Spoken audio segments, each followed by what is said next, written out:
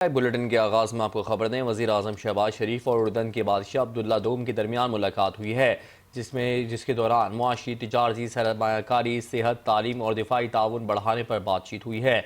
दोनों रहनुमाओं ने दो तरफा ताल्लुकात मज़ीद गहरे करने पर इत्तफाक किया, जबकि पाकिस्तान और उर्दन ने स्ट्रेटजिक और इक़्तिसादी ताउन बढ़ाने के आज़म का भी इजहार किया। मुलाकात में फ़रीक़ैन ने ख़ित्ते और आलमी फोरम्स पर मुश्तरका ताउन बढ़ाने पर इत्तफाक किया। शाह अब्दुल्ला दोम ने गज़ा के मामले पर उर्दन की हिमायत पर पाकिस्तान को सराहा।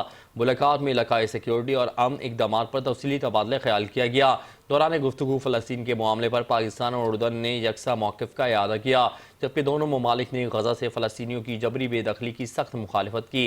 जबकि 8 अरब इस्लामी ममालिक के साथ करीबी कोऑर्डिनेशन बढ़ाने पर इत्तफाक किया। दूसरी जानिब मुलाकात में नायब वज़ीर आज़म इसहाक डार, फील्ड मार्शल आसिम मुनीर और वफाकी वज़रा ने शिरकत की।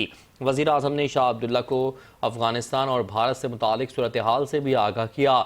शाह अब्दुल्ला की जानिब से इलाकाई अमन के लिए पाकिस्तान के किरदार की तारीफ भी की गई है।